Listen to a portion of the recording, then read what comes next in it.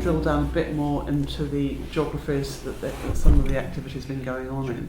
And we've been hearing about the Nordics, which is very interesting because in a way that's kind of led the way on some of the digital solutions.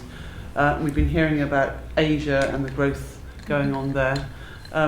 Simon, you've got some observations on Africa, haven't you? Because you've been doing quite a bit of work there, or seeing some of the things that have been happening, and maybe some of the initiatives of the governments that have been trying to get behind these programmes in the mix of all this as well. So if we could move on to that, that'd be great. I mean, certainly from what we're seeing in an Africa context, is that the institutions that need the funding are the SME institutions. Yeah. And more the banks are looking to expand beyond, if you like, the top tier of customer. Yes. There really aren't that many of those anyway in an Africa context. No, there's two. Wasn't going to name names. No.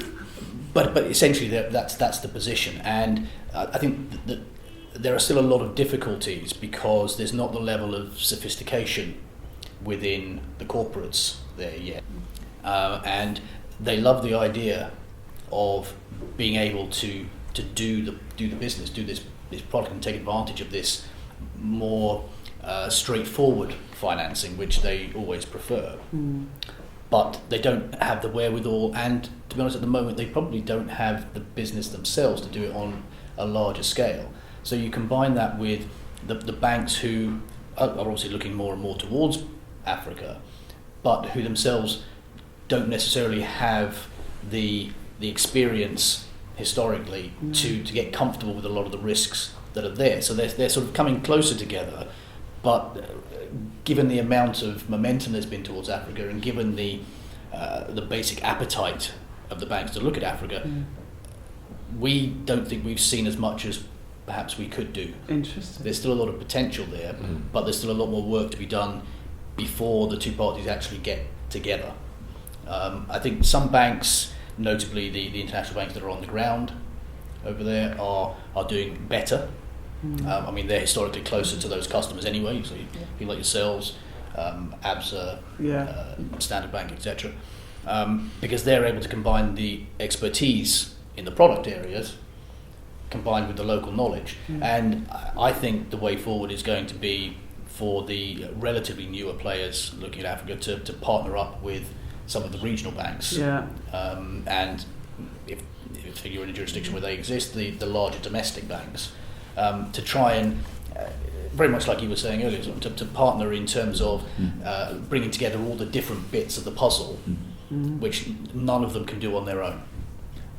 But in Africa, I still think it's very early days. If you're moving away from the structured and having the international market looking very much there, I think they're still a little way apart. Okay, so that's a work in progress. I think it is a work in progress in terms of the flow that we're seeing. One thing that's into Africa from Western entities, what we're really seeing is a change in single country models within Africa. We're now starting to see Pan-African supply chain deals.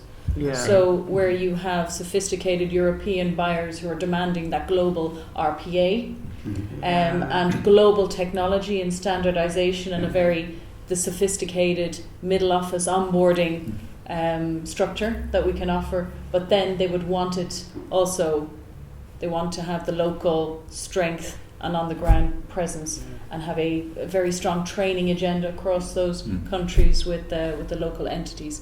So I think the amount of time and effort we're spending on training, using digital online training modules, for example, for our customers to enable their local subsidiaries and partners in every country to access that information, to be more self-sufficient and to have that same level of education is really increasing. Can we look at some other geographies? Nick, in Asia, where that's been growing really well, there's Asia and Asia, isn't there? There's certain parts of Asia which are still up and coming that may have similar characteristics. In places like Myanmar, or we talked about that before. So how are we addressing some of these concerns about risk to be able to maximise the opportunities? Well, your point's absolutely right. In some of the more emerged markets in Asia, we've had plenty of success in domestic supply chain programs and some cross-border programs. When we look to the Mekong, for example, I mean, some of the products we would like to be talking about are actually not permitted in Vietnam or in Cambodia, for example. So you have to find other ways around those challenges. So they're very real challenges. We look at them in a positive way. We work, as Vanessa was saying earlier, particularly in some of those Mekong countries, with the regulator, who, let's be honest, need to rely on the experience of some local international banks to help them develop their thinking around these products. That's not going to be solved tomorrow, but over a period of time, hopefully they will embrace some of this product area and we will be able to deliver it out of Laos, Cambodia, for example, in a way that we can deliver it elsewhere. So that's a slightly longer play. As for Myanmar, very, very, very early days, even when it comes to a bank account. But again, opportunity for us to start early and build a process, build a profile, help educate people to come on board later. So very much a two-speed model at the moment in that geography. But you mentioned the word regional. You talked about partnering in geographies that are not yours. I think for us, regional solutions are probably the way forward for the foreseeable. We're not a global bank, nor do we aspire to be one. But we do think we've got some capabilities in a certain part of the world. And it's there where we need to dig deeper, where we need to do more work with our regulators, and we need to onboard customers in supply chain in an efficient way. And so we're certainly seeing some of our customers in Asia embracing a solution with us that is very much a regional solution. And they may well talk to you for a Scandinavian solution, and they may talk to somebody else about a Latin American solution. In the middle of all this is the corporate. Let's move away from the SME, which I know is really important, back to the MNC, who may be sourcing supplies from all sorts of places. And Soren, you made the point earlier about how corporates do get a bit concerned about having to do 25 different types of agreement that's sort of about this high, if they're seeking their supply chain finance from more than one source. So we're back to this business of the industry coming together to agree forms of standardisation, so those corporates don't have all this to do when they're giving you their details for KYC and so on.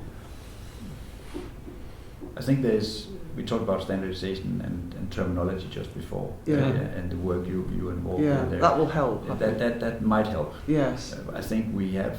I mean, I can speak for our own sake. You know, we are in 13 northern European countries, right? If you're a customer of Danske Bank and you want to open an account in each of the countries, you know, I have 13 different documents for you to sign. There you go.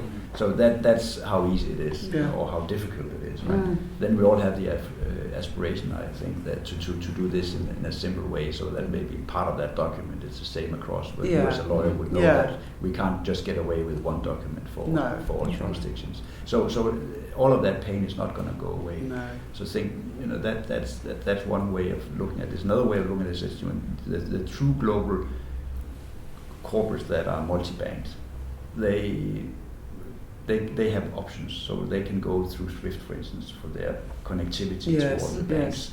They can go to a platform provider and get the efficiency that they can provide in terms of electronic invoicing and all of that. And there we as banks, and definitely our bank is trying to play that game as well and work with the corporate and say, okay, so what do you need? But it changes a little bit the role, which we talked about earlier, about the advisory part, because obviously these guys are well informed and have been seeking advice needed in order for them to make those decisions. So we become a sort of more sleeping partner in that sense, or liquidity provider into structures, and we do that.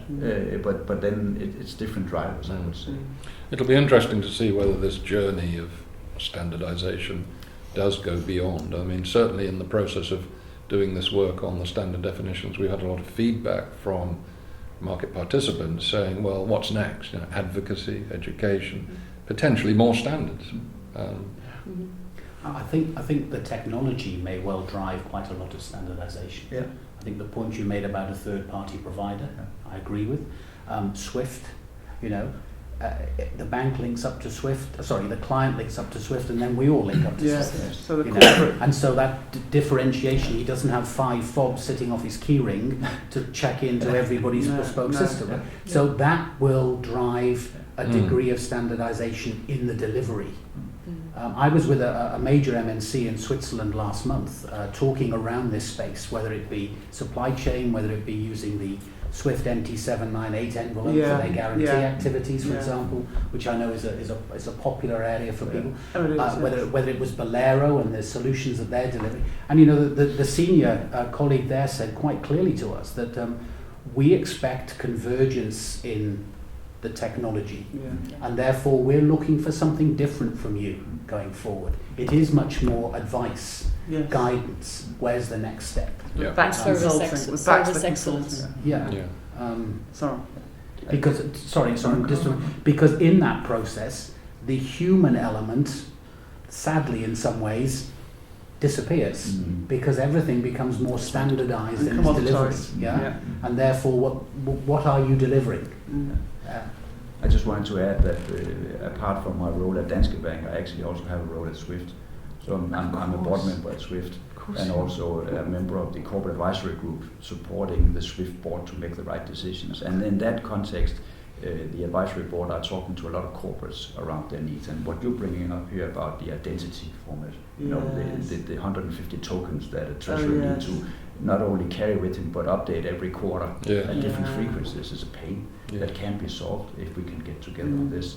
The connectivity banks need to adhere to with the score agreement. In many different formats, Swift is now trying to see can they play a role there to standardize more of that and make it more simple for corporates to sign up.